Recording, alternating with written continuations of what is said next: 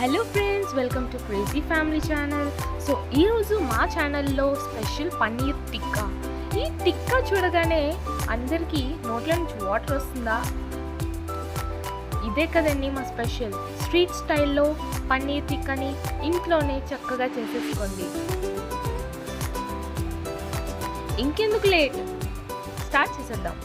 ముందుగా ఒక cup curd తీసుకొని పెరుగు తీసుకొని ఆ పెరుగులో వాటర్ లేకుండా చూసుకోండి. ఆ వాటర్ని డ్రై చేసి అప్పుడు పెరుగు తీసుకొని ఇలాగా నీట్గా కలుపుకోండి. ఇందులో కొంచెం పసుపు, కొంచెం మిరియాల పొడి, కొంచెం కారం, శనగపిండి 3 స్పూన్లు వేసుకోండి.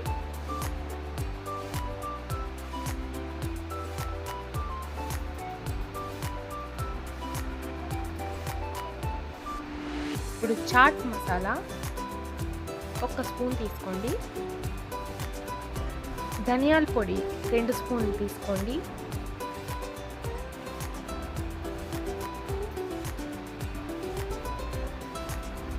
ఇప్పుడు అల్లం వెల్లుల్లి పేస్ట్ 2 స్పూన్లు తీసుకోండి.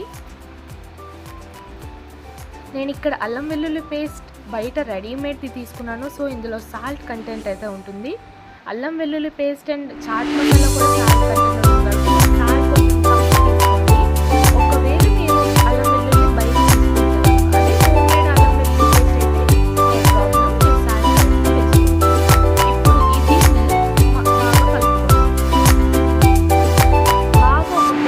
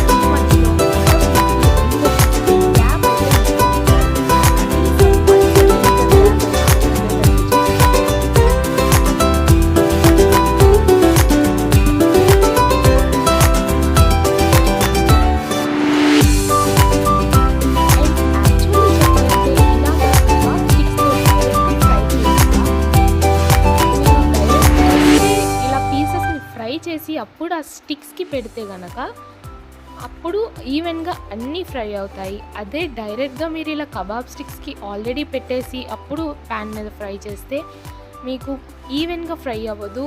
కొంత పేస్ట్ అనేది మీకు మధ్య మధ్యలో ఉండిపోవడం అయితే జరుగుతుంది.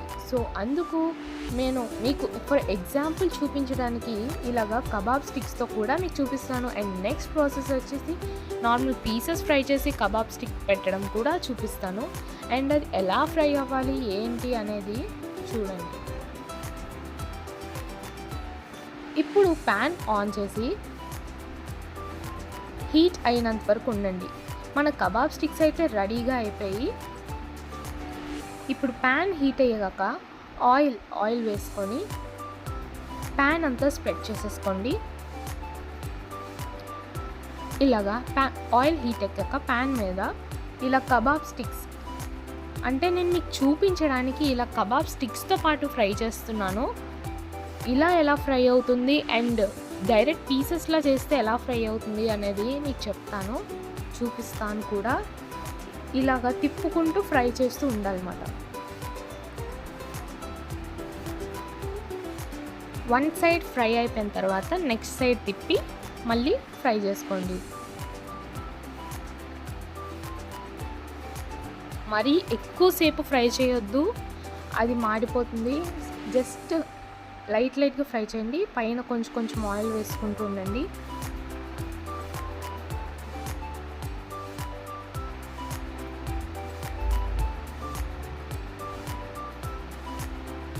మీరు ఇప్పుడు చూసినట్లయితే ఇప్పుడు ఆయిల్ అనేది కొన్ని పీసెస్కి అంటుతుంది, ఇంకొన్ని పీసెస్కి అంటట్లేదు. సో ఇలా ఫ్రై చేయడం వల్ల ఇలాంటి ప్రాబ్లమ్స్ అన్నీ ఉంటాయి అన్నమాట. కొన్ని ఒకలాగా ఫ్రై అవుతాయి, ఇంకొన్ని ఇంకోలా ఫ్రై అవుతాయి.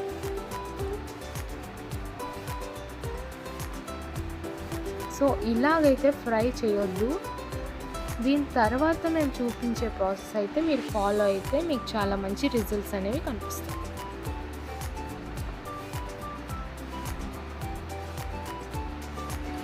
ఇప్పుడు దీన్ని తీసేయచ్చు.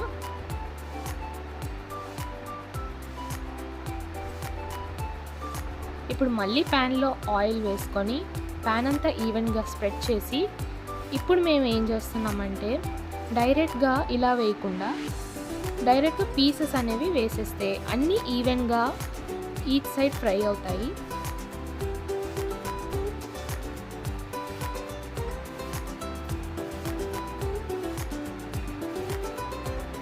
టూ సైడ్స్ కూడా బాగా ఫ్రై అయితేనే కదా టేస్ట్. సో ఇలా ఫ్రై చేసుకుంటే మీకు అన్ని సైడ్స్ బాగా ఫ్రై అయ్యి ముక్కలు కూడా బాగా ఉడుకుతాయి. అదే మీరు డైరెక్ట్గా స్టిక్స్తో ఫ్రై చేసుకుంటే కనుక మధ్య మధ్యలో పేస్ట్ అనేది ఉండిపోవడం జరుగుతుంది. అండ్ నెక్స్ట్ వచ్చేసి చాలా టేస్ట్ కూడా అంత ఏమనిపించదు. సో ఇలా అయితే ట్రై చేయండి.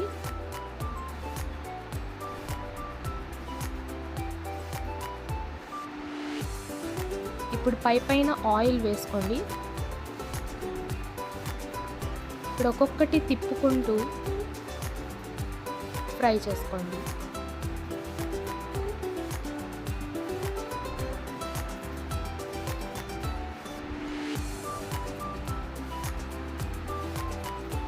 చూసారు కదా ప్యాన్ మీదే ఎంత టేస్టీగా కనిపిస్తుందో అసలు.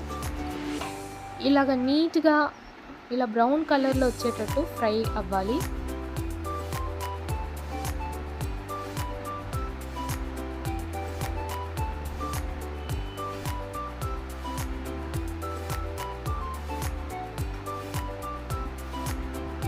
ఇప్పుడు ఒకసారి ఫ్రై చేసేసుకుందాం. ఇప్పుడు అవి తీసేసి మళ్ళీ ఇంకో మాట. ఇప్పుడు ఇలా వేస్తే ఏంటి అడ్వాంటేజ్ అంటే మీకు ఒక 3-4 కబాబ్ స్టిక్స్కి పట్టే పీసెస్ అనేవి ఒక్కసారికి అయిపోతాయి. అదే మీరు కబాబ్ స్టిక్స్తో ఫ్రై చేస్తే మీకు 2 పడతాయి కబాబ్ స్టిక్స్. చాలా టైం తీసుకుంటుంది. అలా టైం లాగింగ్ లేకుండా ఒకేసారి 4 కబాబ్ అయిపోయినట్టు 4 టిక్కస్ అయిపోయినట్టు మీరు చేసేసుకుంటే సూపర్గా ఉంటుంది. మనకు టైం వేస్ట్ అవ్వకుండా ఈజీగా అయిపోతుంది. సో ఇప్పుడు స్టవ్ ఆఫ్ చేసేసి మనం ఫ్రై చేసిన పీసెస్ అనేవి ఒక్కొక్కటి కబాబ్ స్టిక్స్కి పెట్టేద్దాం. చెప్పాను కదండి ఎలా పెట్టాలో. ఒకటి ఆనియన్ పీస్, ఒకటి క్యాప్సికమ్, ఒకటి పన్నీర్ పీస్. ఇలాగ పెడితేనే కదా టిక్కా.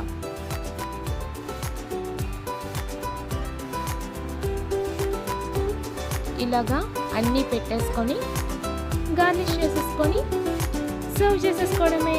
అంతే అండి, పన్నీర్ టిక్కా రెడీ. చూసారు కదా, ఇలా టేస్టీగా హెల్దీగా ఇంట్లోనే పన్నీర్ టిక్కా